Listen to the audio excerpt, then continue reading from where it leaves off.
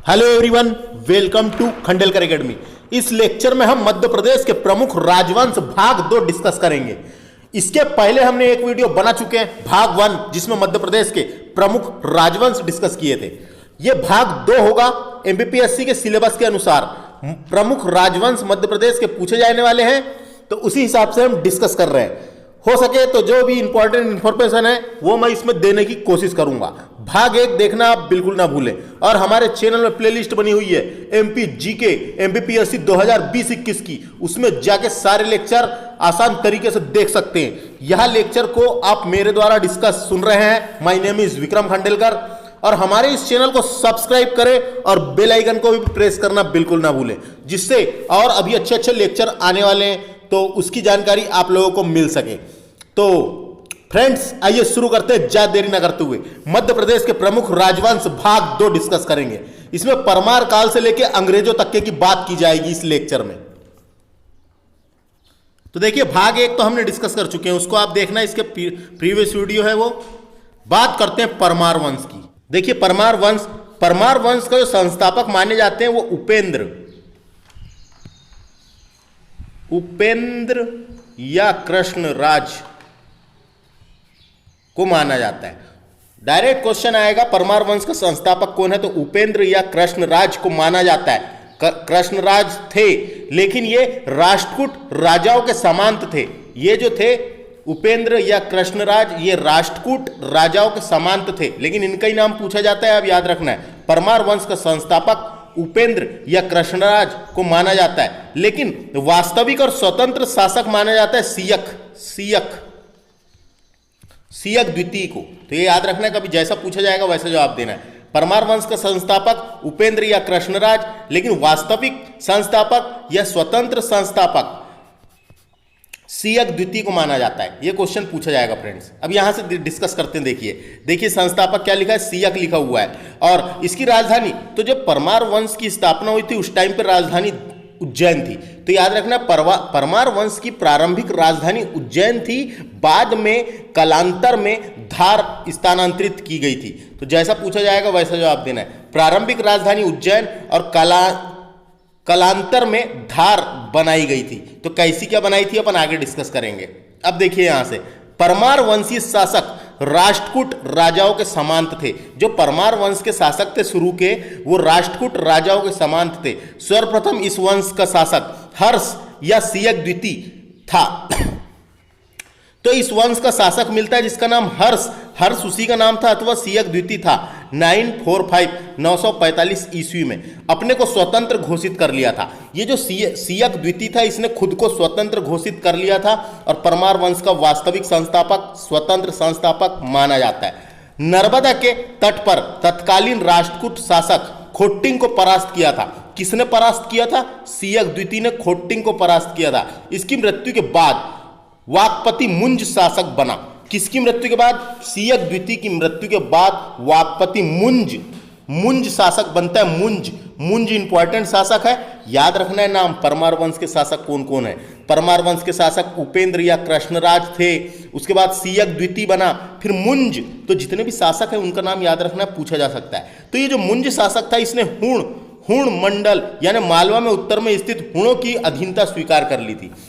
तो जो हुड़ो लोग थे उनकी अधीनता स्वीकार करी थी, क्वेश्चन पूछा जाता है। वाकपति मुंज ने 972 से 994 गोदावरी नदी पार करते चालुक्य नरेश तैल द्वितीय पर आक्रमण किया था, जिसमें वह हार गया और बाद में तैल द्वितीय ने उसे मार दिया था। किसको? मुंज को। शासक मुंज, वाकपति मुंज परमार वंश का शासक रहा है। तो याद रखना, ये यहां से कहानी समझ में आई आपको। हुणों की अधीनता स्वीकार की थी। वाकपति मुंज ने गोदावरी नदी पार करते समय चालुक्य नरेश तैल द्वितीय पर आक्रमण किया था। क्वेश्चन पूछा जा सकता है, किसके ऊपर आक्रमण किया था? चालुक्य नरेश थे ये, तैल द्वितीय पर आक्रमण किया था और वो हार गया था और उसे बंदी बनाकर तैल द्वितीय ने मार दिया था। तो ये याद रखना है फ्रेंड्स आपको। उसके बाद आगे देखिए, शासक मुंज इंपॉर्टेंट है। मुंज ने धार में मुंज सागर झील बनवाया था। ये इंपॉर्टेंट है। धार में एक मुंज सागर झील है, तो याद रखना ये मुंज सागर झील का निर्माण राजा मुंज ने धार में करवाया था। धार में, तो ये क्वेश्चन पूछा जाता है। मुंज की मृत्यु के बाद उस वंश का शासक उसका छोटा भाई सिंधु राज बना। इंपॉर्टेंट है, सिंधु राज बना। मुंज की मृत्यु के बाद उसका छोटा भाई सिंधु राज शासक बनता है। तो यहां तक आपको समझ में आ गया, सिंधु राज शासक बना। सिंधु राज भी किस वंश का था? परमार वंश का पूछा जा सकता है, जिसने सर्वप्रथम अपने समकालीन चालुक्य शासक सत्यश्रय को हराकर, इसने भी एक चालुक्य शासक सत्यश्रय को हराकर उन प्रदेशों पर अधिकार कर लिया था जिसे उसके भाई मुंज ने तैल द्वितीय से जीता था। तो जिसे उसके भाई ने तैल द्वितीय से जीता था उस पर भी इसने अधिकार कर लिया था। सिंधुराज की मृत्यु के पश्चात उसका पुत्र भोज गद्दी पर बैठता है, राजा भोज। सिंधुराज की मृत्यु के बाद उसका पुत्र भोज गद्दी पर बैठता है, राजा भोज। और राजा भोज बहुत ही प्रतापी शासक होता है। तो राजा भोज के बाद पढ़ेंगे उसके बारे में, लेकिन ये सिंधुराज से याद रखना है। सिंधुराज के दरबार में एक पदम गुप्त परिमल नाम के दरबारी कवि थे। पदम गुप्त परिमल नाम के दरबारी कवि थे, तो इनका नाम याद रखना, इनके बारे में आगे आ सकता है, किसके दरबार में थे करके पूछा जाता है। तो भोज गद्दी पर बैठता है राजा भोज। अपने शासन के अंतिम दिनों में वह अपने साम्राज्य की सुरक्षा नहीं कर पाता। चालुक्य नरेश सोमेश्वर द्वितीय ने उसकी राजधानी धार नगरी पर आक्रमण किया था। तो जो राजा भोज था उसकी नगरी पर किसने आक्रमण किया था? चालुक्य नरेश सोमेश्वर द्वितीय ने अपनी राजधानी धार नगरी पर आक्रमण किया था, जिसे भोज की हार हुई थी। तो याद रखना, राजा भोज का युद्ध किसके साथ हुआ था? चालुक्य नरेशों के साथ भी हुआ है और चंदेलों के साथ भी हुआ है, विद्याधर के साथ, और आपको बताऊंगा किस किस के साथ हुआ है। यह जानकारी नागाई लेख 158 से प्राप्त हुई है, ये याद रखना है। नागाई लेख 158 यानी 1058 से प्राप्त हुई है। भोज की मृत्यु के बाद चालुक्य नरेश लक्ष्मीकर्ण व चालुक्य नरेश भीम ने अपनी राजधानी धार पर बुरी से बुरी आक्रमण किया था। तो यहां से राजा भोज इंपॉर्टेंट बन जाता है, इस वंश का शासक राजा भोज। इस वंश का सबसे प्रतापी राजा रहा है राजा भोज। राजा भोज ने 1000 ईस्वी से लेके 1055 ईस्वी तक राज किया है। परमार वंश का 9वां शासक था ये राजा भोज। परमार वंश का 9वां शासक था। अब आप सोच रहे होंगे यहां तो अपने कम शासक पड़े और 9वां कैसे हो गया? तो सिंधुराज के पहले भी और उनके पहले भी बहुत सारे शासक रहे हैं बीच में, लेकिन उनका इतिहास में उतनी ज्यादा जानकारी नहीं मिलती, इसलिए अपन सीधे इंपॉर्टेंट वाले पढ़ रहे हैं। तो परमार वंश का 9वां शासक था राजा भोज, इंपॉर्टेंट है। और राजा भोज की उपाधि कविराज की थी, कविराज की थी राजा भोज की उपाधि। उसके बाद आगे चलते हैं, यहां से राजा भोज के बारे में क्या लिखा हुआ है देखिए। भोज काल में 1000 ईस्वी में यह नगर विद्या और कला का महत्वपूर्ण केंद्र था। ये जो विद्या और कला का महत्वपूर्ण केंद्र था धार, इसने अनेक महल और मंदिर बनवाए थे। राजा भोज ने अनेक महल और मंदिर बनवाए थे, जिसमें सरस्वती मंदिर सर्वप्रथम है। सरस्वती मंदिर कहां पर है? इंपॉर्टेंट है, पूछा जाता है। ये धार में राजा भोज ने बनवाया था। धार में सरस्वती मंदिर के प्रसिद्ध संस्कृत विश्वविद्यालय की स्थापना भी की थी, यानी संस्कृत विद्यालय की स्थापना भी की थी। और वहां पे एक व्यांग देवी की प्रतिमा भी थी। वहां पे सरस्वती मंदिर था, वहां पे एक व्यांग देवी की प्रतिमा भी स्थापित थी। व्यांग देवी यानी सरस्वती माता की प्रतिमा भी स्थापित थी। और बाद में जब अंग्रेजों का शासनकाल आया अपने भारत में, तो ये व्यांग देवी की प्रतिमा को इन्होंने अपने साथ ले गए और आज भी यह प्रतिमा लंदन के संग्रहालय में रखी हुई है। तो कभी क्वेश्चन आते रहता है ऐसा भी, तो आज भी यह प्रतिमा लंदन के संग्रहालय में सुरक्षित रखी हुई है, तो ये याद रखना है। उसके बाद देखिए राजा भोज जो थे, राजा भोज ने परमार वंशी शासक भोज, राजा भोज ने किस किस चीजों का निर्माण करवाया था वो भी पूछे जाते हैं, तो उसको हम डिस्कस कर लेते हैं। तो ये याद रखना है आपको, राजा भोज ने सबसे पहले तो भोजपुर शिव मंदिर, भोजपुर शिव मंदिर सुने होंगे ना आपने, ये मध्य प्रदेश का सबसे बड़ा शिवलिंग है। भोजपुर शिव मंदिर का निर्माण करवाया था, रायसेन में है ये, भोपाल से थोड़ा सा दूर है दक्षिण में।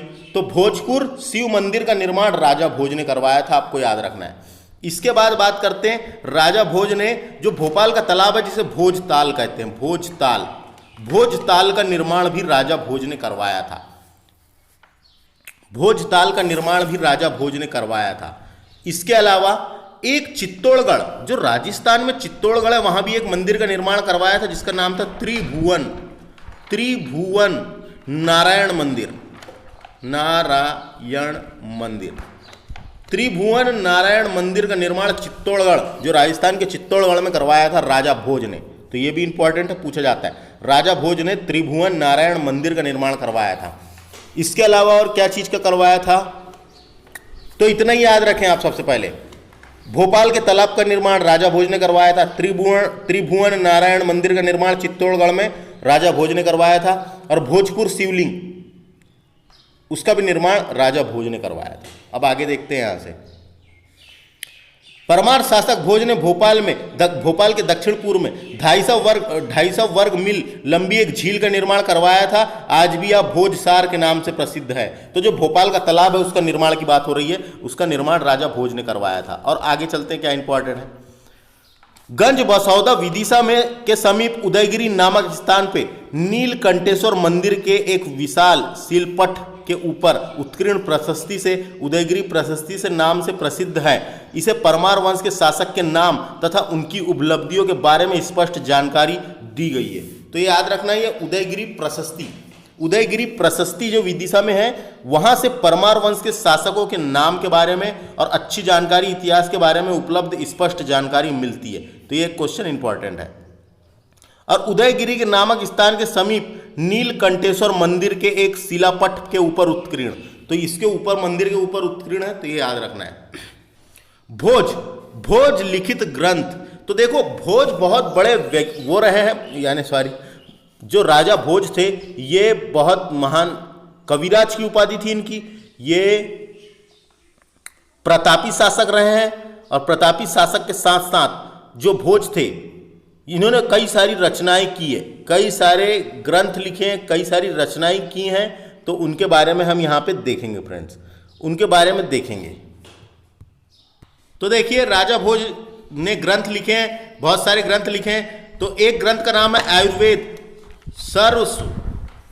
सर्वस्व और समरांगण सूत्रधारा। और इसके अलावा राजा भोज के बारे में मैं आपको विकिपीडिया से बताता हूं कि उनसे और उनके जो ग्रंथ और जो रचनाएं हैं उनसे क्वेश्चन पूछे जाते हैं। तो मैं डायरेक्ट आपको विकिपीडिया पे लेकर चलता हूं और वहां से आपको बताता हूं।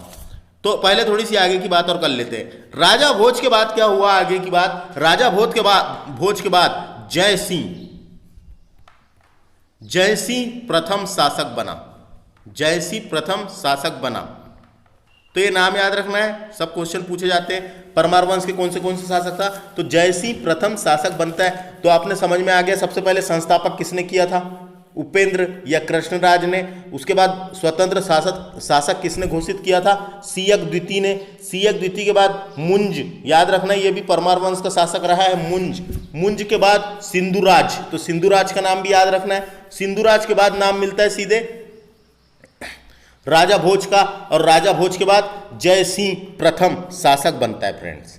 तो ये कुछ शासकों के नाम हैं जो पूछे जा सकते हैं, ये कौन सा शासक किस वंश का था, या इनमें से कौन परमार वंश का शासक नहीं रहा है, इस प्रकार के क्वेश्चन पूछे जाते हैं। तो परमार वंश से आपको समझ में आया, जो भी यहाँ पे काम की चीज़ें बताया मैंने, निर्माण किसने करवाया याद रखना है ना, ये सब चीज़ें याद रखना है जो आपको पूछे जा सकते हैं। और अब चलता हूँ मैं आपको लेके विकिपीडिया में, जो परमार वंश के भोज के बारे में जो दिया हुआ है उसको डिस्कस कर लेते हैं, कि भोज बहुत इंपॉर्टेंट टॉपिक रहा है, राजा भोज, वहाँ से क्वेश्चन इस बार बनेंगे ही बनेंगे।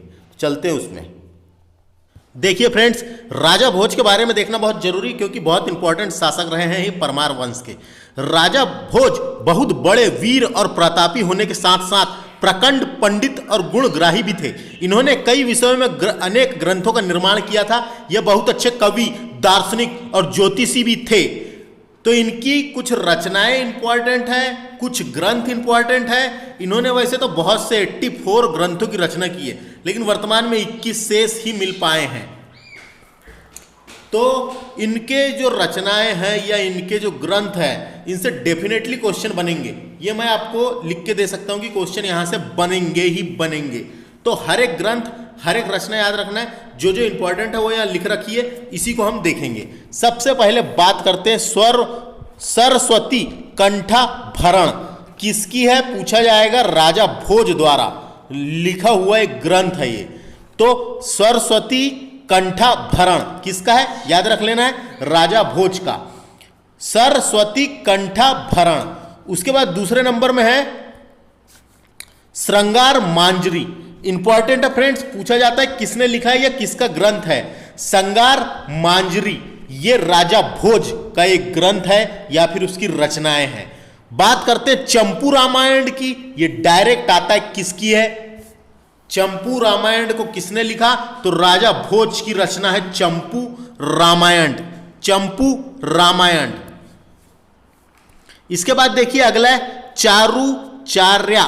चारुचार्या ये भी ग्रंथ राजा भोज के द्वारा लिखी गई है।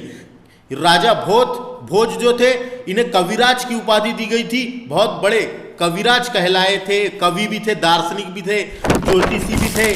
तो याद रखना है चारुचार्या किसकी है, राजा भोज की। अब बात करते हैं अगली तत्व प्रकाश। ये भी राजा भोज के द्वारा लिखी गई है। तत्व प्रकाश, तो इसको याद रखना है किसकी है, राजा भोज की है। इसके बाद अगली है व्यवहार समुच्चय। व्यवहार समुच्चय ये भी इंपॉर्टेंट है, इतनी ही इंपॉर्टेंट है व्यवहार समुच्चय। यहां ट्रिक नहीं बता रहा हूं लेकिन आपको याद रखना पड़ेगा। व्यवहार समुच्चय तो कितनी होगी फ्रेंड्स, सरस्वती कंठाभरण, श्रृंगार मांजरी, चंपू रामायण, चारुचार्य, तत्व प्रकाश, व्यवहार समुच्चय आदि ग्रंथ। ये सभी ग्रंथ थे राजा भोज के द्वारा लिखे गए हैं। लिखे हुए बताए जाते हैं।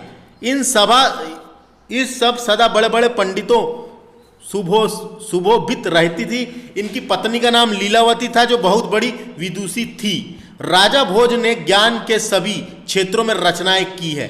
ज्ञान के सभी क्षेत्रों में इन्होंने रचनाएं की है। इन्होंने 84 ग्रंथ की रचना की थी ऐसा माना जाता है। देखिए यहां पे और कुछ इसकी रचनाएं लिखी हुई है तो इनको भी एक बार आपको अच्छे से देखना है। राजमार्तंड ये डायरेक्ट पूछ लिया जाएगा कि राजमार्तंड किसके द्वारा लिखी गई रचना है। तो ये जो है राजा भोज के द्वारा लिखी गई है। और पतंजलि के योग सूत्र का टीका, पतंजलि के योग सूत्र का टीका इसी में लिख रखा है, इसमें मिलता है तो याद रखना है। इसके बाद अगली रचना है, इसके बारे में अभी पढ़े थे, सरस्वती कंठाभरण। ये काव्य व्याकरण की भी किताब है और काव्य शास्त्र की भी किताब है। ये तो याद रखना ये व्याकरण की भी किताब है और काव्य शास्त्र की भी किताब है। सरस्वती कंठाभरण इंपॉर्टेंट है, पूछी जाती है। श्रृंगार प्रकाश इसके बारे में ही पढ़े थे। अभी अपन ने पढ़े थे श्रृंगार मांजरी के बारे में। मांजरी तो श्रृंगार मांजरी भी है, श्रृंगार प्रकाश भी है, दोनों याद रखना है। ये काव्य शास्त्र तथा नाट्य शास्त्र दोनों की किताब है। इसके बाद आगे चलते हैं। तत्व प्रकाश ये भी राजा भोज के द्वारा लिखी गई है। सेवागम पर आधारित है, सेवागम पर आधारित है ये तत्व प्रकाश। अगली है बृहद्रज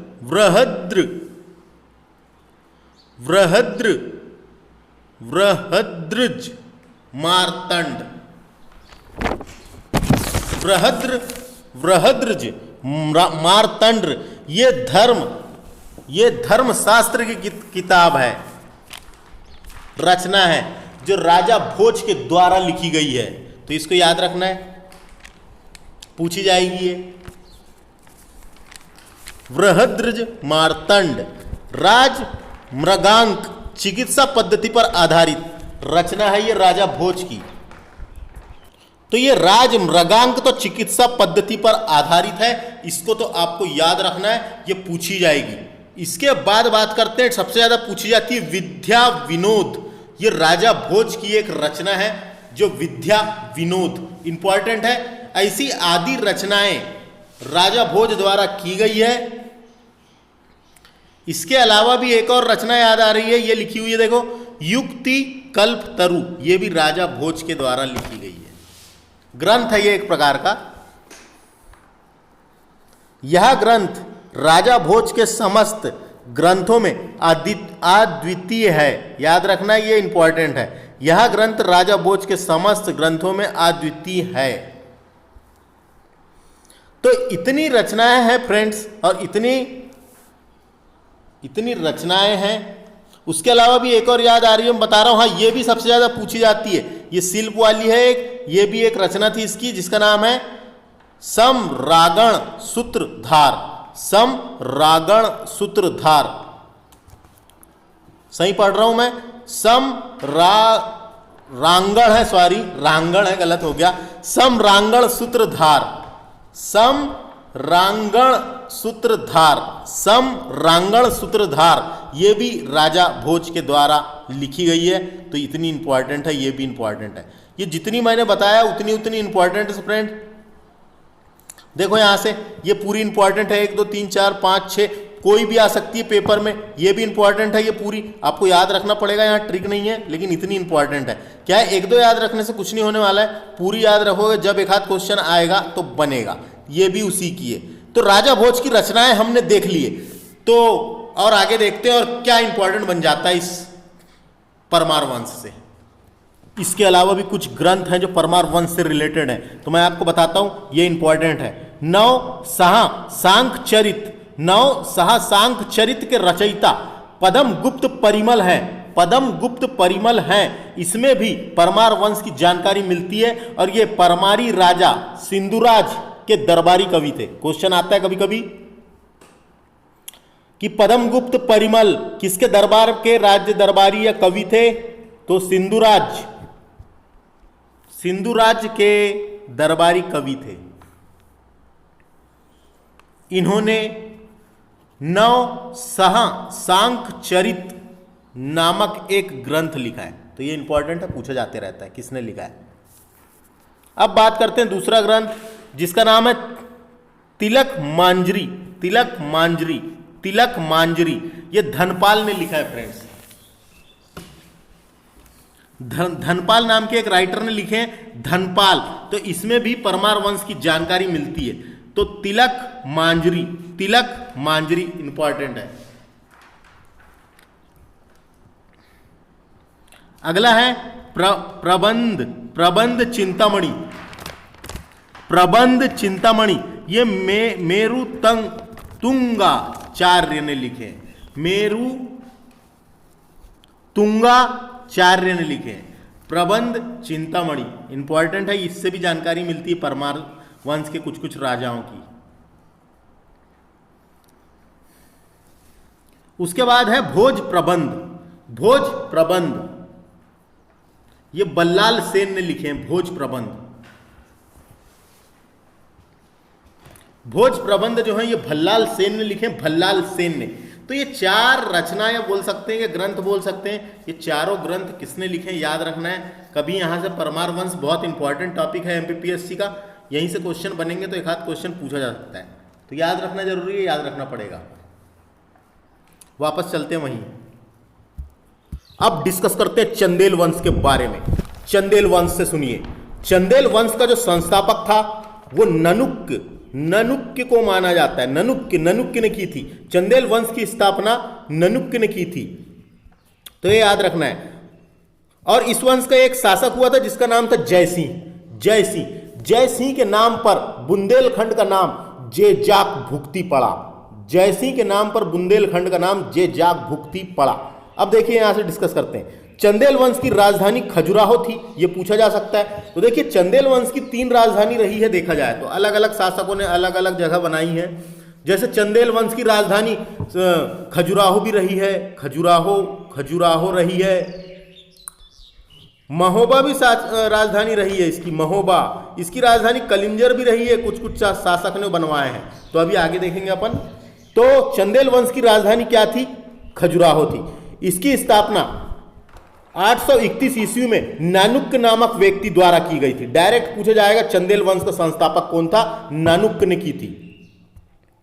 लेखों में इन्हें चंद्रोदय ऋषि का वंशज कहा गया है। जो चंदेल वंश है, लेखों में जो लेख मिले हैं उसमें इन्हें चंद्रोदय ऋषि का वंशज कहा गया है, जो आत्री के पुत्र थे, जो आत्री के पुत्र थे, याद रखना है। देखो उसके बाद कौन शासक बनता है? हर्ष। हर्ष नाम का शासक यहां भी देखने को मिलेगा आपको। तो 905 से 925 के बाद इसका पुत्र, तो हर्ष शासन बना। हर्ष के बाद इसका पुत्र यशोवर्मन गद्दी पर बैठा। तो सबसे पहले नानुक्य था, नानुक्य के बाद आया हर्ष। हर्ष का पुत्र यशोवर्मन गद्दी पर बैठा, जिसने कन्नौज के प्रतिहारों को समाप्त किया था, राष्ट्रकूटों के कलिंजर के दुर्ग को जीता था, राष्ट्रकूटों से कलिंजर के युद्ध दुर्ग को जीता था, किले को जीता था, और मालवा के चेदी शासकों को अपने अधीन कर लिया था। मालवा के जो चेदी शासक थे उनको अपने अधीन कर लिया था। यशोवर्मन का ही नाम लक्ष्मण वर्मन था, ये कंफ्यूज नहीं होना है।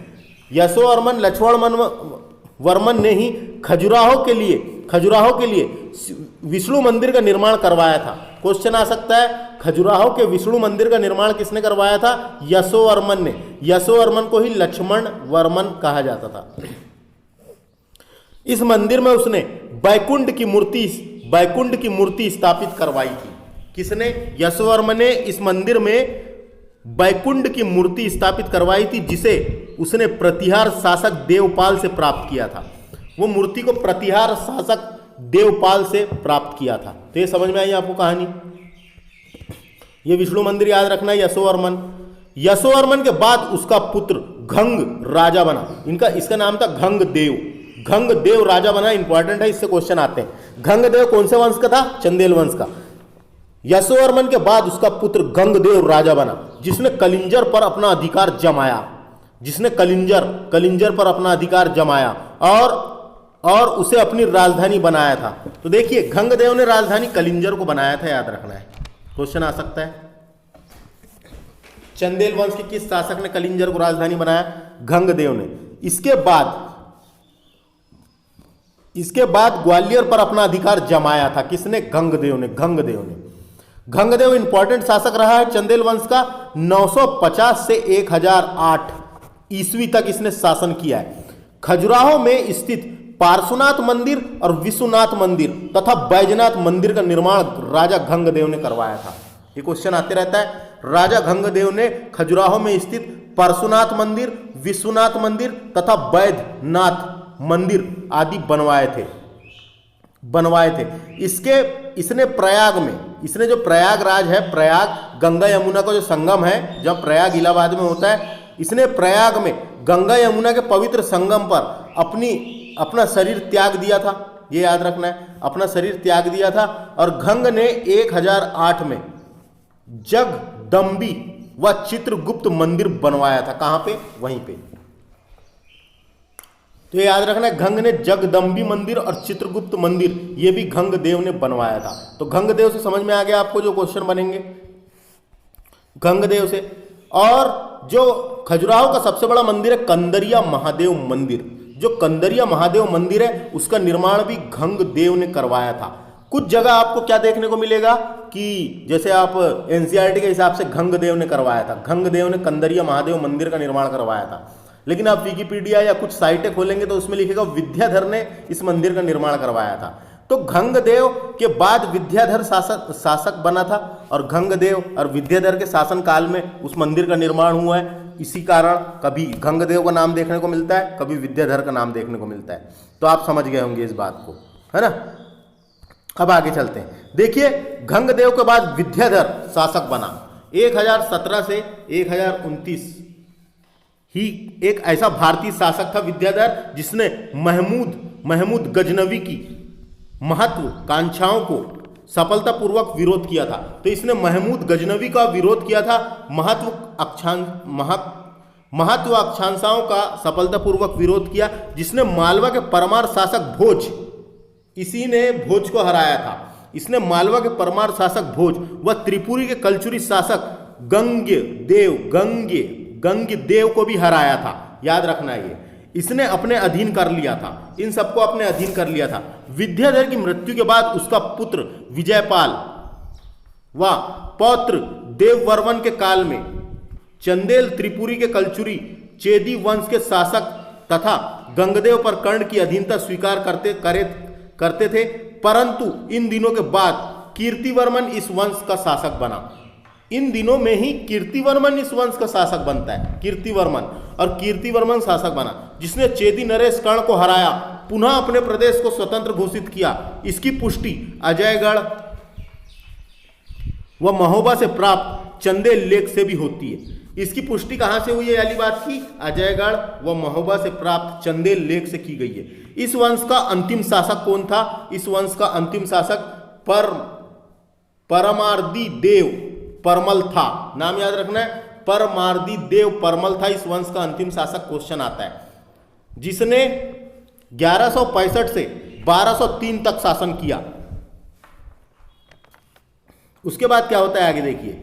1182 में महोबा में पृथ्वीराज चौहान, जो दिल्ली का चौहान राजा रहा है, पृथ्वीराज चौहान, 1142 में महोबा में पृथ्वीराज चौहान द्वारा और 1203 में कलिंजर में कुतुबुद्दीन ऐबक द्वारा पराजित हुआ था। ये है ना, ये पराजित हुआ कौन? परमार्दी देव।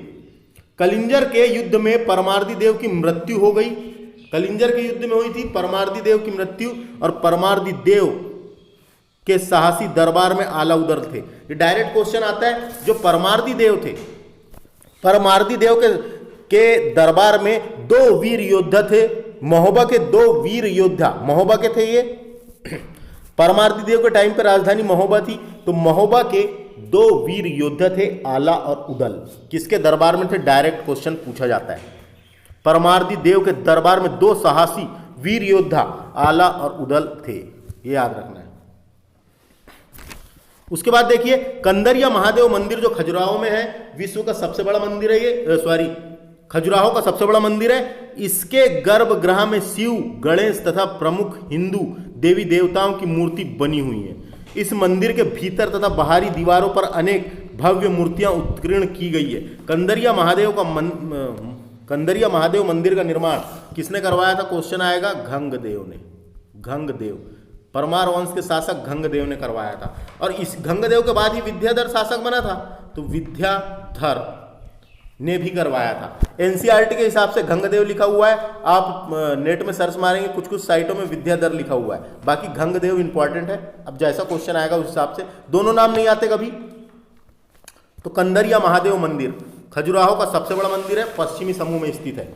तो ये था फ्रेंड्स, जिसमें हमने, और क्या इंपॉर्टेंट बन जाता है यहां से और आपके लिए इंपॉर्टेंट बनेगा, परमार्दी देव आखिरी शासक था, अंतिम शासक था, याद रखना है। और उसके बाद क्या होता है, देखो यहां पे एक शासक रहा है इनके बीच में, जिसका नाम था राजा कीर्ति सिंह चंदेल। राजा कीर्ति सिंह चंदेल बीच में एक शासक रहा है, जिसकी पुत्री रानी दुर्गावती थी। इंपॉर्टेंट है, जिसकी पुत्री रानी दुर्गावती थी। तो राजा कीर्ति सिंह चंदेल, जिसकी एकमात्र संतान थी रानी दुर्गावती। रानी दुर्गावती का विवाह दलपत शाह के पुत्र वीर नारायण से हुआ था, जो गढ़मंडला था। गढ़मंडला, जो जबलपुर में गढ़मंडला था, गढ़मंडला के शासक वीर नारायण सिंह से हुआ था। और उसके बाद गढ़मंडला का शासक रानी दुर्गावती ने संभाली थी। तो ये याद रखना है, एक क्वेश्चन यहां से कोई बन जाता है। इसका मतलब क्या है कि रानी दुर्गावती चंदेल वंश की राजकुमारी थी। रानी दुर्गावती चंदेल वंश की राजकुमारी थी और गढ़मंडला की शासिका थी। तो ये याद रखना है, तो आपको समझ में आ गया होगा। तो चंदेल वंश का शासक रहा है वो, ये आपको मैं बताना चाहा, कभी क्वेश्चन आ जाते हैं ऐसे। तो चंदेल वंश आपको समझ में आ गया, कौन कौन से शासक रहे हैं याद रखना है। जैसे सबसे पहले नानुक्य था, फिर हर्ष हुआ, हर्ष के बाद यशोवर्मन गद्दी पे बैठा, यशोवर्मन का ही नाम लक्ष्मण वर्मन था। घंगदेव राजा, विद्याधर, सब इन्हीं के रहे हैं। परमार्दी देव आखिरी शासक था। तो शासकों के नाम याद रखना है और किन्ने क्या किया याद रखना है। अंदर से क्वेश्चन निकलता है यहाँ से ऑब्जेक्टिव के रूप में, तो आपको ये वीडियो को देख लेना है, अच्छे से समझ लेना है, उसके बाद आप ऑब्जेक्टिव टिक कर सकते हैं। अब बात करते हैं नेक्स्ट वंश की। देखिए, अब कलचुरी व चेदी वंश, तो कलचुरी वंश के बारे में यहाँ डिस्कस करेंगे। कलचुरी वंश का स्थापना, कलचुरी वंश की स्थापना कोकल्य प्रथम ने की थी 850 ईस्वी में। और त्रिपुरी जो तेवर जबलपुर में है, त्रिपुरी तेवर, उसको अपनी राजधानी बनाया था। तो डायरेक्ट क्वेश्चन आएगा कलचुरी वंश का संस्थापक कौन था या स्थापना किसने की थी? तो कोकल्य प्रथम ने 850 में अपनी राजधानी त्रिपुरी को बनाया था, जो जबलपुर में थी, तेवर। ये समझ में आ गया फ्रेंड्स। और इस वंश का प्रथम शासक कोकल्य प्रथम था, जो युवराज प्रथम राष्ट्रकूट नरेश कृष्ण तृतीय के साथ युद्ध में मारा गया था। देखिए, कोकल्य प्रथम के बाद युवराज प्रथम बनता है, तो युवराज प्रथम राष्ट्रकूट नरेश कृष्ण तृतीय के युद्ध में मारा गया तथा इस कारण इस क्षेत्र का कुछ समय के लिए राष्ट्रकूटों का अधिकार हो गया था। परंतु शीघ्र ही युवराज प्रथम ने अपनी सेना को लेकर राष्ट्रकूटों पर धावा बोलकर उन्हें परास्त करा और अपने साम्राज्य से बाहर कर दिया था। किसने? युवराज प्रथम ने अपने साम्राज्य से बाहर कर दिया था राष्ट्रकूटों को। तो अभी यहां तक आपको समझ में आ गया, कोकल्य प्रथम संस्थापक था। उसके बाद एक नाम देखने को मिलता है युवराज प्रथम, तो ये दो नाम याद रखिए। अभी युवराज प्रथम के ही शासनकाल में राजशेखर नाम के काव्य शास्त्र के पंडित थे। एक इंपॉर्टेंट है ये, राजशेखर काव्य शास्त्र के एक महान पंडित रहे हैं। ये युवराज प्रथम के दरबार में कवि थे। डायरेक्ट क्वेश्चन आता है। राजशेखर कन्नौज छोड़कर त्रिपुरा आए, तो ये कन्नौज छोड़कर त्रिपुरा आए, जहां उन्होंने दो ग्रंथ काव्य मीमांसा, इंपॉर्टेंट है, इनकी प्रसिद्ध रचना है काव्य मीमांसा, इंपॉर्टेंट है। राजशेखर की प्रसिद्ध रचना है काव्य मीमांसा, इनकी प्रसिद्ध रचना है। वह विद्यसाल भंजिका भी इनकी एक रचना है। तो इनकी वैसे तो दो चार रचना और है, लेकिन परीक्षा के हिसाब से इंपॉर्टेंट अगर देखा जाए तो विद्यसाल भांजिका और काव्य मीमांसा, ये दो इंपॉर्टेंट है। इसके अलावा भी एक दो रचना मैं आपको बता देता हूं, जो जैसे एक बाल रामायण, बाल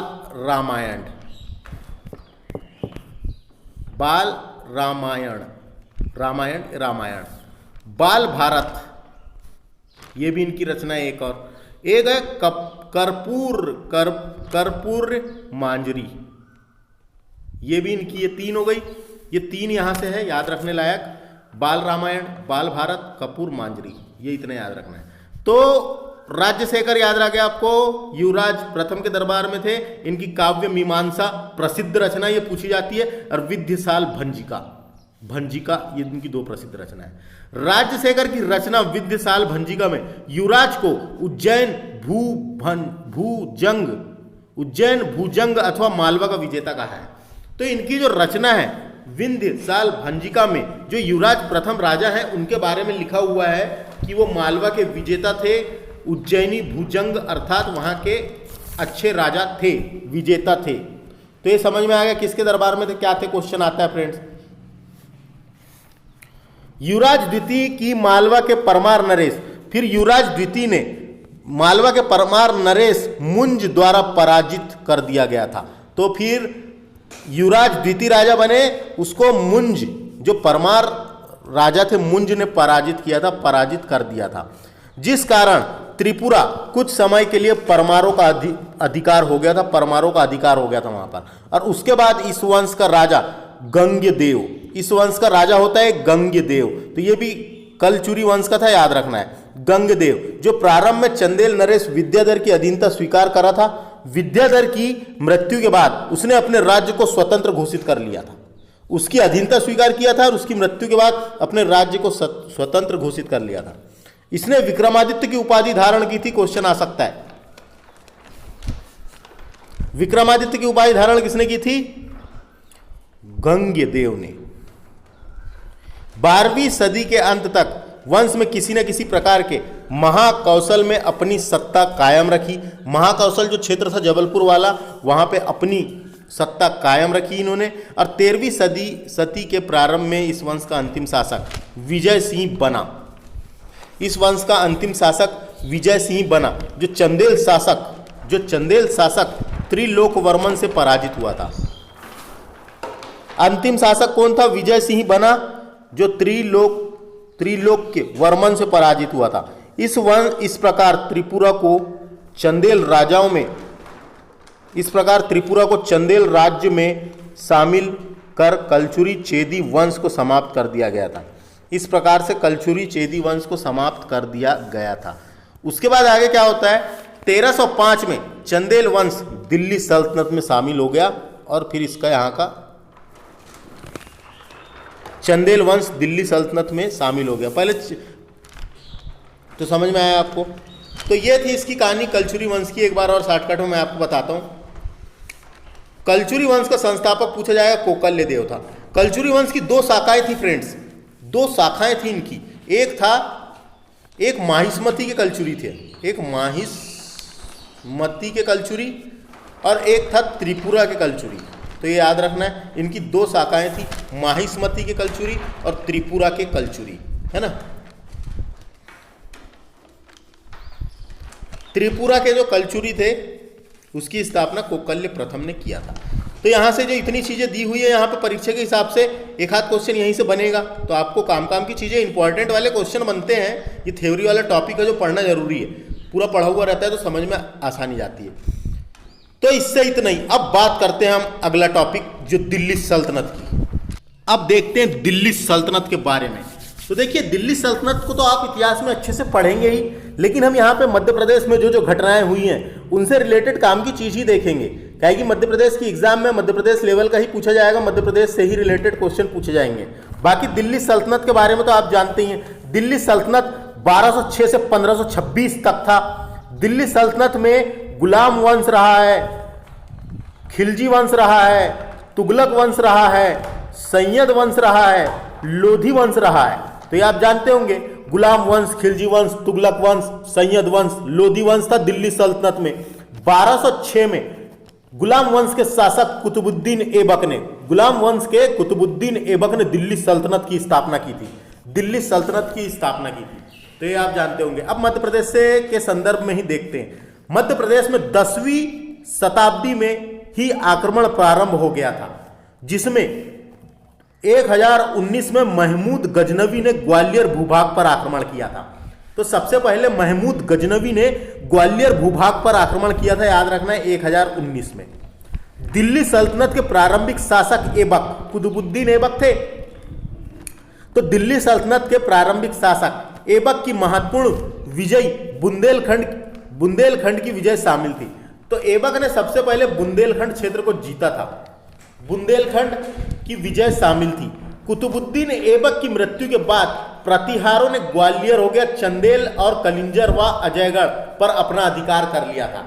जब कुतुबुद्दीन ऐबक की मृत्यु हुई थी उसके बाद ग्वालियर प्रतिहारों ने, याद रखना, प्रतिहार शासकों ने ग्वालियर, चंदेल और कलिंजर पर अपना, अजयगढ़ पर अपना अधिकार कर लिया था। ऐबक के बाद इल्तुतमिश बना, तो इल्तुतमिश द्वारा 1231 में ग्वालियर के किले पर आक्रमण कर लिया गया और विजय प्राप्त कर ली गई थी। तो याद रखना है, 1231 पे ग्वालियर के किले पर आक्रमण किसने किया था? इल्तुतमिश ने। कुतुबुद्दीन ऐबक के बाद इल्तुतमिश शासक बना था गुलाम वंश का। तो समझ में आया आपको, ग्वालियर पे आक्रमण किसने किया 1221 में? ऐसा क्वेश्चन आ सकता है, इल्तुतमिश ने। इसके बाद आगे चलते हैं। 1233-34 में कलिंजर व उसके आसपास के क्षेत्र को जीता, किसने? इल्तुतमिश ने। 1234-35 में इल्तुतमिश ने मालवा पर आक्रमण किया, जिसमें उसने भीलसा, उज्जैन में काफी धन लूटा। तो उज्जैन को लूटा था किसने? इल्तुतमिश ने। भीलसा जो विदिशा वाला क्षेत्र है वहां पे लूट मचाई थी, किसने? इल्तुतमिश ने, याद रखना है। 1203 में अलाउद्दीन खिलजी, फिर खिलजी वंश आ गया दिल्ली सल्तनत में। तो 1203 में अलाउद्दीन खिलजी ने मुल्तान के सूबेदार आइन उल मुल्क को मालवा पर आक्रमण करने हेतु भेजा था। किसने? अलाउद्दीन खिलजी ने मुल्तान के सूबेदार आइन उल मुल्क को मालवा पर आक्रमण करने भेजा, जिन्होंने आखिरकार वहां के राजा महलक देव व उसके पुत्र को युद्ध में मारकर उस क्षेत्र को पहली बार मालवा को दिल्ली सल्तनत में प्रवेश हुआ था, यानी दिल्ली सल्तनत में मिला लिया गया था। तो समझ में आ गया मालवा दिल्ली सल्तनत में कैसे मिला। अलाउद्दीन खिलजी के टाइम की बात है। अलाउद्दीन खिलजी ने मुल्तान के सूबेदार आइन उल मुल्क को मालवा पर आक्रमण करने भेजा। आखिरकार वहां के राजा महलक देव व उसके पुत्र को युद्ध में मारकर उस क्षेत्र पर अपना अधिकार कर लिया। और इसके बाद जो हुआ, उसके बाद उज्जैन, धारनगरी व चंदेरी आदि को भी जीत लिया। यहीं से पहली बार मालवा दिल्ली सल्तनत में प्रवेश हुआ, यानी मिल गया। तो आपको ऐसा समझ में आया मालवा दिल्ली सल्तनत में कैसे मिला। उसके बाद देखिए 1401 में दिलावर खां की मृत्यु के पश्चात तो देखिए क्या हुआ था। अलाउद्दीन खिलजी वंश के बाद आया वहां पे दिल्ली सल्तनत में तुगलक वंश, और तुगलक वंश का एक शासक था जिसका नाम था फिरोज शाह तुगलक। तो फिरोज शाह तुगलक से दिलावर खां का अच्छा संबंध था, अच्छे संबंध थे। तो फिरोज शाह तुगलक ने मालवा क्षेत्र को दिलावर खां को दिया था। तो दिलावर खां को वहां का राज्यपाल बनाया था, एक प्रकार से मालवा का राज्यपाल बनाया था। तो उसके बाद क्या होता है, दिलावर खां की मृत्यु के बाद की बात है। दिलावर खां की मृत्यु के पश्चात वहां के शासक हुसैन शाह, इसे ही हुसंग शाह कहा गया है। इसी का नाम क्या था, इसी का नाम मिल जाता है एक और, जिसका नाम था अल्प खां। हुसंग शाह का नाम था, होसंग शाह का नाम था अल्प शाह। और यह होसंग शाह दिलावर खां का बेटा था। तो दिलावर खां यानी होसंग शाह दिलावर खां का बेटा था। तो दिलावर खां की मृत्यु के बाद उसका बेटा होसंग शाह शासक बना, जिसने क्या किया, अपने आप को स्वतंत्र घोषित कर लिया। दिल्ली सल्तनत में हम शामिल नहीं है, उसने अपने आप को मालवा का स्वतंत्र शासक घोषित कर लिया होसंग शाह ने, और इसने मांडू को अपनी राजधानी बनाया था। तो होसंग शाह इंपॉर्टेंट है, आगे चलते हैं। और होसंग शाह ने गुजरात के शासक मुजाफर शाह द्वारा मालवा पर आक्रमण के फलस्वरूप कैद कर लिया था। तो गुजरात के शासक ने मालवा पर आक्रमण किया और उसे कैद कर लिया था। परंतु मालवा में विद्रोह हो जाने के बाद मुजाफर शाह ने होसंग शाह को वापस भेजा, जिन्होंने पुनः अपना अधिकार जमाया। तो उसने मालवा पर पुनः अपना अधिकार जमाया था, किसने, होसंग शाह ने। इसके पश्चात उन्होंने मांडू को अपनी राजधानी बनाया था। यह हुसैन शाह को ही होसंग शाह कहा जाता है, कंफ्यूज नहीं होना है। होसंग शाह कई जगह लिखा हुआ अलग अलग मिलता है, होसंग शाह। तो होसंग शाह ने मांडू को अपनी राजधानी बनाया था। मांडू नगर को बसाने का श्रेय भी उसे ही जाता है, याद रखना है। मांडू नगर को बसाने का श्रेय होसंग शाह को ही जाता है। और होशंगाबाद जो जिला है अपना, होशंगाबाद का नाम भी होसंग शाह ने ही बसाया था, होशंगाबाद को भी होसंग शाह ने ही बसाया था। तो ये यहां से इतना समझ में आ गया, उसको ही जाता है श्रेय। और होसंग शाह की समाधि वहीं मांडू में ही है। इस वंश का शासक महमूद शाह द्वितीय के काल में, इस वंश का बाद में शासक आगे बढ़ा, तो इस वंश का शासक महमूद शाह द्वितीय के काल में गुजरात के शासक बहादुर शाह ने 1531 ईस्वी में मालवा पर आक्रमण कर उसे जीत लिया था। तो गुजरात के शासक ने जीत लिया, जिसका नाम था बहादुर शाह ने 1231 में मालवा पर आक्रमण कर उसे जीत लिया था। देखिए इतिहास में कई नाम एक जैसे देखने को मिलते हैं, तो उससे कंफ्यूज नहीं होना है बिल्कुल भी। अपने को पेपर के हिसाब से याद रखना है, परीक्षा के हिसाब से याद रखना है, समझना है और याद रखना है और पेपर क्लियर करना है, बस। तो दिल्ली सल्तनत आपको समझ में आया। यहाँ से मध्य प्रदेश में क्या स्थिति रही है दिल्ली सल्तनत से रिलेटेड, जो भी यहाँ पे इंपॉर्टेंट रहा। सन 1 पूछे जा सकते हैं, किसने कब आक्रमण किया, ये सब याद रखना है। ए बकरे कब किया, ग्वालियर पर पहली बार किसने किया, ऐसे क्वेश्चन बन सकते हैं। वैसे ज़्यादा क्वेश्चन नहीं बने हैं अभी तक, कभी बना तो एक आपको कहानी के रूप में याद होना। अब बात करेंगे, अभी बात किया था अपने दिल्ली सल्तनत की। दिल्ली सल्तनत में कौन से शासक थे मैंने आपको बता दिया। गुलाम वंश, खिलजी वंश, गुलाम वंश रहा है, खिलजी वंश, तुगलक वंश, सैयद वंश, लोधी वंश। अब लोधी वंश का आखिरी शासक था जिसका नाम था इब्राहिम लोधी। इब्राहिम लोधी को हराकर बाबर ने, तो बाबर और इब्राहिम लोधी के बीच युद्ध हुआ था, पानीपत का पहला युद्ध। पानीपत का प्रथम हुआ था इब्राहिम लोधी और बाबर के बीच, जिसमें बाबर ने इब्राहिम लोधी को हराया था। तो बाबर की जीत हुई थी। उस तरीके से दिल्ली सल्तनत समाप्त हो गया था। और दिल्ली सल्तनत के समाप्त होने के बाद मुगल काल आता है, मुगल काल। तो मुगल काल जानते होंगे आप, पानीपत का पहला युद्ध हुआ था 1526 में बाबर और इब्राहिम लोधी के बाद। तो 1526 से 1857 तक, यानी 1857 की क्रांति हुई थी, जब तक मुगल काल रहा है। तो इसके बारे में हम डिस्कस करेंगे, मुगल काल के बारे में। मध्य प्रदेश में कैसी स्थिति थी, कहाँ किसने आक्रमण किया, मध्य प्रदेश के संदर्भ में ही देखेंगे। बाकी आप मुगल काल जो इंडियन हिस्ट्री वाला टॉपिक है उसको तो आप पढ़ेंगे ही, यहाँ मध्य प्रदेश के संदर्भ में देखते हैं सिर्फ। तो आइए शुरू करते हैं फ्रेंड्स, मुगल काल को देखिए। मुगल काल के संदर्भ में देखते हैं मध्य प्रदेश में क्या स्थिति थी। 1526 में मुगल सम्राट बाबर द्वारा दिल्ली सल्तनत के अंतिम शासक इब्राहिम लोधी को हराकर भारत में मुगल साम्राज्य की नींव डाली थी। तो मुगल साम्राज्य का संस्थापक कौन था? बाबर था। 19 जनवरी 1528 को मालवा के सूबेदार मेदिनी राय के युद्ध में हत्या कर बाबर ने चंदेरी पर अधिकार कर लिया था। तो आपने पढ़ा होगा चंदेरी का युद्ध, चंदेरी का युद्ध, चंदेरी का युद्ध, चंदेरी का युद्ध बाबर और मेदिनी राय के बीच हुआ था, जिसमें बाबर की जीत हुई थी। ये तारीख आती कब हुआ था? 29 जनवरी 1528 को चंदेरी का युद्ध हुआ था, जिसमें बाबर की जीत हुई थी। तो वही बात कहा गया है। तो 29 जनवरी 1528 को मालवा के सूबेदार मेदिनी राय के युद्ध में हत्या कर बाबर ने चंदेरी पर अधिकार जमाया था। बाबर की मृत्यु के पश्चात बाबर बनता है सबसे पहले मुगल वंश का संस्थापक। बाबर के बाद उसका लड़का हुमायूं शासक बना। तो बाबर की मृत्यु के बाद हुमायूं मुगल सम्राट बना, जिसके समय सफलतापूर्वक यानी संपूर्ण मालवा जीतकर, जिसके समय में संपूर्ण मालवा जीतकर मुगल साम्राज्य में मिला लिया गया था। तो संपूर्ण मालवा मुगल साम्राज्य में मिला लिया गया था हुमायूं के टाइम पे। तो याद रखना है, हुमायूं शासक बना। हुमायूं को देखो, कन्नौज का युद्ध हुआ था। कन्नौज का युद्ध हुआ था, जिसे चौसा का युद्ध भी कहते हैं। कब हुआ था? 1539 को।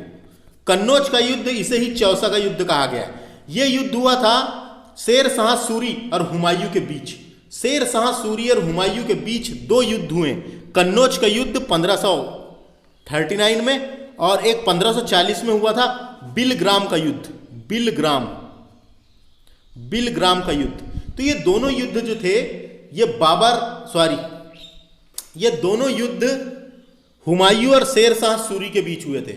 और ये दोनों युद्ध में शेर शाह सूरी की जीत हुई थी, हुमायूं की हार हुई थी। तो देखो यहां से पढ़ते हैं, कन्नौज का युद्ध और बिलग्राम के युद्ध में शेर शाह सूरी ने मुगल सम्राट हुमायूं को हराया था।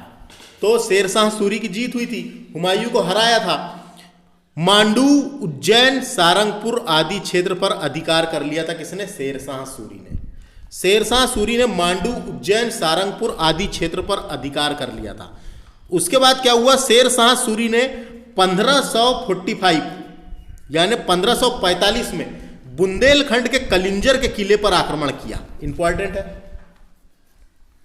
बुंदेलखंड के कलिंजर के किले पर आक्रमण किया, जिसमें बारूद फटने से उसकी मृत्यु हो जाती है। किसकी? शेर शाह सूरी। तो शेर शाह सूरी की बारूद फटने से मृत्यु हो जाती है। और यह किला उस समय कीरत सिंह के कब्जे में था। कीरत सिंह एक शासक थे, तो यह किला उस समय कीरत सिंह के कब्जे में था। शेर शाह द्वारा किया गया युद्ध रीवा के राजा वीरभान बघेल को कीरत सिंह द्वारा उसे ना सौंपे जाने का एक बहाना था। जो रीवा के राजा वीरभान बघेल थे, उसने कीरत सिंह को बोला था कि मुझे दे, तो उसे ना सौंपे जाने का एक बहाना था। और इसी किले में किसकी मृत्यु हुई थी? याद रखना है, शेर शाह सूरी की। कलिंजर के किले में बारूद फट जाने के कारण। तो इस तरह से शेर शाह सूरी की मृत्यु हो जाती है। उसके बाद आगे चलते हैं। शेर शाह की मृत्यु के पूर्व इस किले पर अफगानों की विजय मिल चुकी थी। तो देखो, अफगानी शासक था शेर शाह सूरी, तो अफगानों की विजय हो गई थी। बाद में शेर शाह की मृत्यु हुई, यानी युद्ध में जीत गए थे। युद्ध के बाद, उसी युद्ध में हुई थी, लेकिन युद्ध के बाद मुगल सम्राट अकबर ने, अब हुमायूं के बाद बनता है शासक अकबर। तो मुगल सम्राट अकबर ने 1561 में आसफ खां को मालवा पर आक्रमण हेतु भेजा। आसफ खां को मालवा पर आक्रमण करने अकबर ने भेजा। जहां से उसे बाज बहादुर पर सफलता मिली। उस समय मालवा का शासक बाज बहादुर था, तो बाज बहादुर से सफलता मिली। बाज बहादुर को आसफ खान ने हरा दिया और जीत गया, तो मालवा पर सफलता मिली। इस राज्य का गोंडवाना प्रदेश, यहाँ पे जबलपुर तरफ जो गढ़ मंडला वाला क्षेत्र था, गढ़ मंडला वैसे तो मंडला में था गढ़ मंडला, लेकिन उसके आजू बाजू पूरा क्षेत्र आता था। तो गढ़ मंडला की जो शासिका थी, गोंडवाना क्षेत्र जो था, तो इस राज्य का गोंडवाना प्रदेश जो रानी दुर्गावती के अधिकार में था। अकबर ने युद्ध के लिए आसफ खां के नेतृत्व में मुगल सेना भेजी। तो अकबर खुद नहीं आया था लड़ने, आसफ खां को भेजा था, याद रखना है। आसफ खां के नेतृत्व में मुगल सेना भेजी, जिसमें मुगल सेना की विजय हुई, यानी रानी दुर्गावती के साथ हुआ था युद्ध, याद रखना है। और मुगल सेना की जीत हुई थी। रानी दुर्गावती गोंडवाना की पराजय हुई थी, यानी हार हुई थी। तो रानी दुर्गावती ने बहुत संघर्ष किया, उसके बाद इनकी हार हो गई थी। उसने अपने सतीत्व की रक्षा हेतु स्वयं आत्महत्या कर ली थी। किसने? रानी दुर्गावती ने। इसके पश्चात गोंडवाना प्रदेश मुगल साम्राज्य में चला गया था। तो याद रखना है, रानी दुर्गावती अकबर के टाइम की है, अकबर के समकालीन थी, है ना। क्वेश्चन आता है, अकबर ने 1569 में कलिंजर के किले पर अपना अधिकार कर लिया। तो कलिंजर का जो किला है उस पे अपना अधिकार कर लिया। उस समय यह किला राजा रामचंद्र के अधीन था। उस समय ये जो किला था वो राजा रामचंद्र के अधीन था। अकबर ने स्वयं 1601 पे आसीरगढ़ के किले पर अपना अधिकार जमाया। इंपॉर्टेंट है, क्वेश्चन आता है कब जमाया? 1601 में जमाया था। और ऐसा माना भी जाता है कि यह किला अकबर ने बल से नहीं छल से जीता था, यानी ताकत से नहीं धोखे से जीता था, बल से नहीं छल से जीता था, ऐसा इतिहास में कहा जाता है। अकबर ने स्वयं 1601 में आसीरगढ़ के किले पर अपना अधिकार जमाया।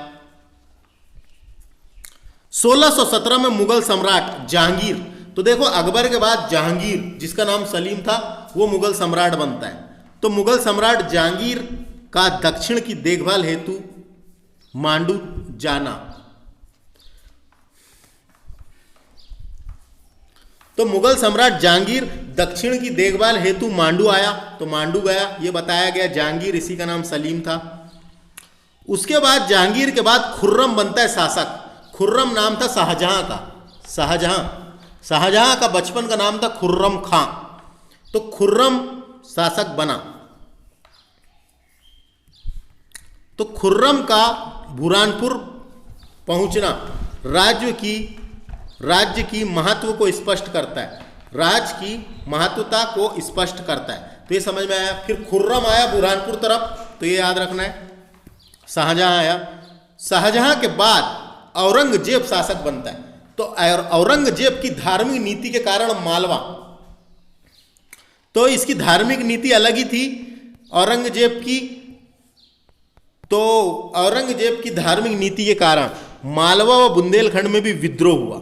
उसकी धार्मिक नीति अच्छी नहीं थी, वो जबरदस्ती लोगों को इस्लाम धर्म कबूल करवाता था, वही सब धार्मिक नीति थी, जिसमें बुंदेलखंड का विद्रोह सफल रहा।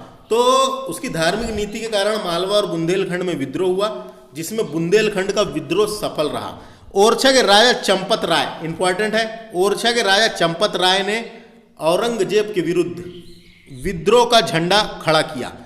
1661 में मुगल अधिपत्य स्वीकार करने के बजाय आत्महत्या उचित समझा। किसने? चंपत राय ने। इसके बाद उसका पुत्र छात्रसाल, देखो चंपत राय का पुत्र था छात्रसाल, राजा छात्रसाल का नाम सुने होंगे आपने। इसके बाद उसका पुत्र छात्रसाल मुगल की सेना में चला गया। जब वह मुगल सेना के साथ दक्षिण तरफ विजय अभियान हेतु गया, वहां शिवाजी से प्रभावित हुआ। तो जब छात्रसाल दक्षिण की तरफ गया तो शिवाजी से प्रभावित हुआ, छत्रपति शिवाजी से प्रभावित हुआ होकर अपनी सेवाएं उन्हें अर्पित कर दी। तो शिवाजी से प्रभावित हुआ और शिवाजी के साथ मिल गया और अपनी सेवा उन पे अर्पित की कर दी। उसने धामनी और कलिंजर पर अपना अधिकार जमाया। किसने? छात्रसाल ने। शिवाजी ने बुंदेलखंड में जाकर युद्ध करने का सलाह दी उसको, छात्रसाल को बुंदेलखंड में जाएं और युद्ध करें। इस प्रकार 1707 में औरंगजेब से उसे एक संधि करनी पड़ी।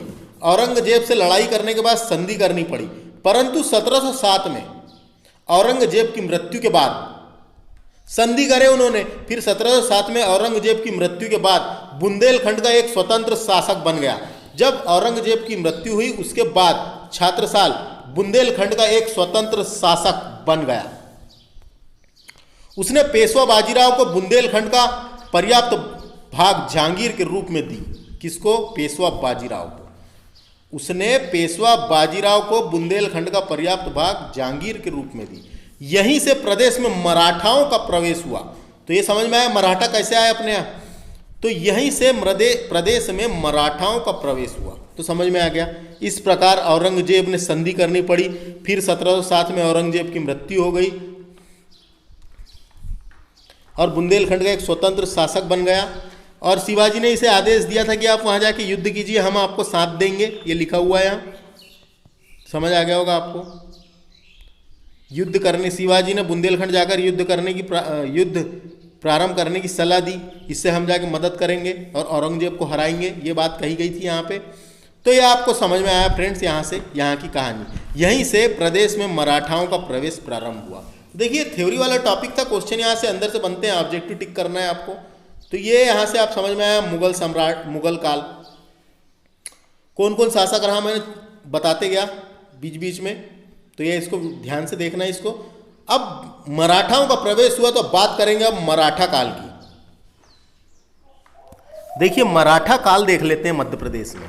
1707 से 1818 तक के मुगल सम्राट फर्रुखसियर के विरुद्ध अपनी शक्ति को सुदृढ़ करने के लिए हुसैन अली, जो सैयद बंधुओं का छोटा भाई था, उसने मराठों से सहायता लेने के लिए एक संधि की, जिसके अनुसार खानदेश गोंडवाना मराठा शासकों द्वारा जीता गया था, जो साहू को सौंपे जाने की बात कही गई थी। यह स्थिति मराठा शासकों के लिए अत्यधिक महत्वपूर्ण व मुगल शासकों के लिए नुकसानदायक थी। 1722 में बाजीराव ने मालवा पर आक्रमण किया। इसके बाद 1724 में इस भूभाग में चौथ के लिए युद्ध हुआ था। ये चौथ क्या था? ये एक प्रकार का टैक्स था, कर था। इसके पश्चात पेशवा की तरफ से मल्हर राव होलकर, रणोजी सिंधिया व उदय पवार आदि लोगों ने मालवा की देख रेख में याद रखना है, पेशवा बाजीराव ने ही मल्हर राव होलकर को, राणोजी सिंधिया को और उदय पवार को मालवा सौंपा था। और उसके बाद मल्हर राव होलकर ने होलकर वंश की स्थापना कर दी थी, राणोजी सिंधिया ने ग्वालियर में सिंधिया वंश की स्थापना कर दी थी और उदय पवार ने धार में पवार वंश की स्थापना कर दी थी। इस प्रकार से इनका शासन चला। बाद में तीसरी बार आक्रमण किया। उसके बाद इस भूभाग पर मराठाओं के निरंतर आक्रमण होते रहे। 1737 में पेशवा बाजीराव ने एक संधि करनी पड़ी, जो दुराई सराय की संधि के नाम से प्रसिद्ध थी। इंपॉर्टेंट है, ये क्वेश्चन आते रहता है। दुराई सराय की संधि याद रखना है 1738 में हुई थी, दुराई सराय की संधि। तो इंपॉर्टेंट है ये, तो ये समझ में आ गया। तो मराठा काल के बारे में आप इंडियन हिस्ट्री में अच्छे से पढ़ेंगे। यहाँ पे बहुत ही शार्ट में दिया हुआ है, जो मध्य प्रदेश के इसके संदर्भ में दिया है मात्र। इसलिए आप अच्छे से इंडियन हिस्ट्री में पढ़ना, हिस्ट्री के बारे में, मराठा काल के बारे में। तो फ्रेंड्स अब आगे चलते हैं। अब अंग्रेजों का काल डिस्कस करते हैं। अंग्रेजी काल, अंग्रेज आया भारत में, तो अंग्रेजों काल की क्या स्थिति थी मध्य प्रदेश में, उसको डिस्कस करते हैं। लास्ट टॉपिक है ये। देखिए अब अंग्रेजी काल डिस्कस करते हैं। अंग्रेजी काल में क्या होता है फ्रेंड्स, ईस्ट इंडिया कंपनी और मराठा साम्राज्य के बीच 3 युद्ध लड़े गए, जिसे आंग्ल मराठा युद्ध के नाम से जाना जाता है। 3 युद्ध लड़े गए, जिसमें से तीनों युद्ध को प्रथम आंग्ल मराठा युद्ध, द्वितीय आंग्ल मराठा युद्ध और तृतीय आंग्ल मराठा युद्ध के नाम से जाना जाता है। तो देखिए यहां पे क्या हुआ था, ईस्ट इंडिया कंपनी और मराठा साम्राज्य के बीच 3 आंग्ल मराठा युद्ध लड़े गए, जिसमें से प्रथम आंग्ल मराठा युद्ध ये पहला था, तो याद रखना है। तो इस युद्ध के तहत, तो इसको पढ़ते हैं यहीं से, प्रथम आंग्ल मराठा युद्ध 1775 से 42 तक चला। तो याद रखना है, पूछा जाता है 1775 से 42 पहला। यह युद्ध अनिर्णायक समाप्त हुआ, जिसके दरमियान कंपनी व पेशवा के मध्य, ये युद्ध के दौरान, ये युद्ध जब समाप्त हुआ तो ये युद्ध के दौरान इस युद्ध में मराठाओं की जीत हुई थी, मराठाओं की जीत हुई थी। और इस युद्ध के दरमियान 1776 में देखो सबसे पहले क्या हुआ था, यह युद्ध 42 तक चला, 42 तक चला फ्रेंड्स। इस युद्ध के दरमियान यानी इस युद्ध के दौरान कौन सी संधि हुई, तो 4-5 संधि हुई है, तो याद रखना है। देखो मैं आपको पहले बताता हूं, इस युद्ध के में सूरत की संधि हुई थी फ्रेंड्स, सूरत की संधि हुई थी, ये इंपॉर्टेंट है, पूछा जाता है। ये हुई थी 1775 में सूरत की संधि। सूरत की संधि के बाद पुरंदर की संधि हुई थी, पुरंदर की संधि हुई थी, यह संधि हुई थी 1776 में, पुरंदर की संधि के बाद बड़गांव की संधि हुई थी, बड़गांव की संधि, ये बड़गांव की संधि हुई थी 1779 को। उसके बाद सालबाई की संधि हुई थी, लास्ट संधि सालबाई की संधि। ये सालबाई की संधि जो है ये 1782 में हुई थी। तो इस युद्ध के दौरान, प्रथम आंग्ल मराठा युद्ध के दौरान, ये 4 संधि देखने को मिली, जिसमें सूरत की संधि हुई 1775 में, पुरंदर की संधि हुई 1776 में, बड़गांव की संधि हुई 1779 में और सालबाई की संधि हुई 1782 में। तो 4 संधि होती है प्रथम आंग्ल मराठा युद्ध के दौरान। प्रथम आंग्ल मराठा युद्ध 1775 से 82 तक चला था, ये याद रखना है। तो ये आपको समझ में आ गया। और यहां से एक और क्वेश्चन आता है, प्रथम आंग्ल मराठा युद्ध के दौरान अंग्रेज गवर्नर जनरल कौन था? तो याद रखना है उसका नाम वारेन हेस्टिंग्स गवर्नर जनरल था। ये क्वेश्चन पूछा जाता है, प्रथम आंग्ल मराठा युद्ध के दौरान गवर्नर जनरल कौन था? तो वारेन हेस्टिंग। अंततः माधवराव नारायण को अंग्रेजों द्वारा पेशवा मान लिया गया।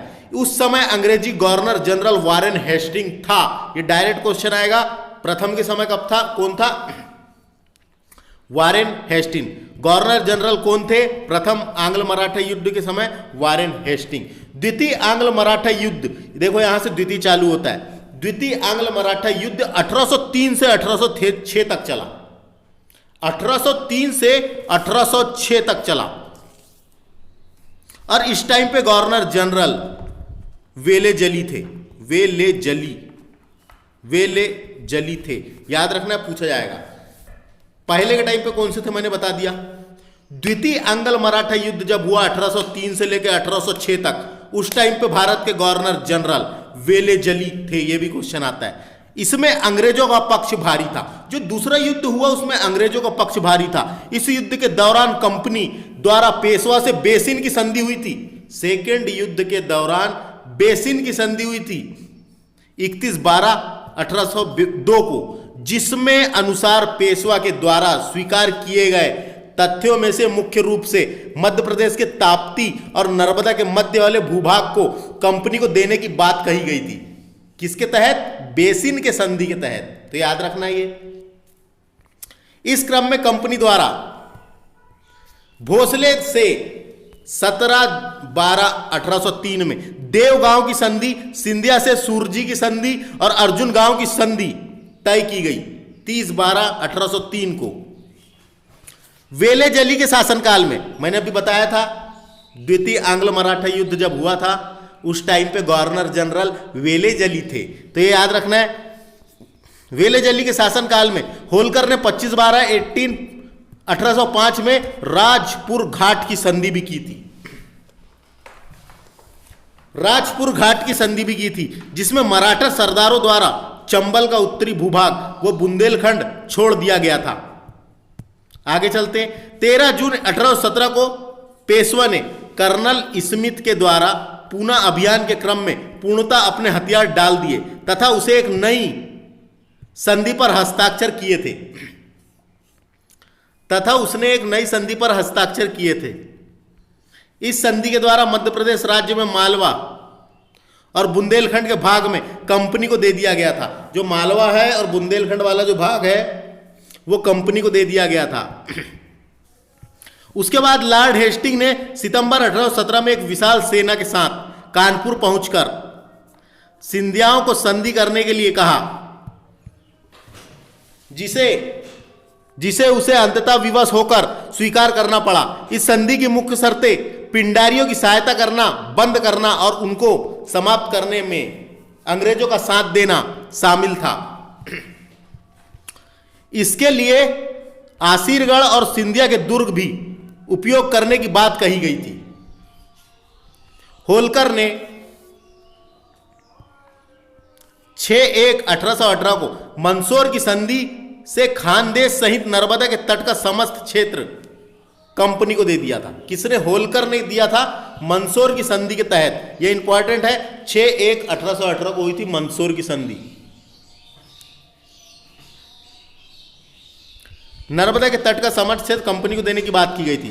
तृतीय आंग्ल मराठा युद्ध होता है। अब कब होता है? 1817 से 1818, 2 साल चला। तृतीय आंग्ल मराठा युद्ध 1817 से 1818 तक चला। इसमें मराठों की पूर्णतः हार हो गई और उनका संपूर्ण साम्राज्य अंग्रेजी साम्राज्य में मिल गया। 1818 में पेशवा पद की समाप्ति हो गई। तो यह था अंग्रेजी काल फ्रेंड्स। तो ये आपको समझ में आया लेक्चर। बहुत लंबा लेक्चर हो गया, मैं भी बहुत देर से बना रहा हूं, इसलिए इधर साइड थोड़ी जानकारी आपको कम दिया, सामने अच्छी जानकारी दिया था। तो फ्रेंड्स लेक्चर कैसा लगा? लेक्चर अगर पसंद आएगा तो हमारे इस चैनल को सब्सक्राइब करें। मैंने 2 पार्ट बना दिया, प्रमुख राजवंश का पार्ट 1, प्रमुख राजवंश का पार्ट 2। तो दोनों पार्ट को देखें, डेफिनेटली आपको बहुत कुछ समझ आएगा और आपको थोड़ी सी पढ़ने में आसानी जाएगी। आपके पास जो भी मटेरियल है, जो भी बुक है, आप उससे पढ़ सकते हैं। और ये वीडियो देखने के बाद आपको हो सकता है कि उसमें और कुछ जानकारी जो आपको थोड़ी सी आसानी जाए, थोड़ा सरल लगे। तो यह लेक्चर मेरे द्वारा डिस्कस किया गया। My name is Vikram Khandelkar. इसके बाद और एमपीपीएससी के हिसाब से जो टॉपिक इतिहास में लिखे गए हैं, जैसे कि लिखा हुआ है मध्य प्रदेश स्वतंत्रता आंदोलन में मध्य प्रदेश का योगदान से क्वेश्चन बनाने वाला हूं, मैं लेक्चर बनाने वाला हूं। तो हमारे इस चैनल को सब्सक्राइब करें, बेल आइकन को भी प्रेस करें। धन्यवाद।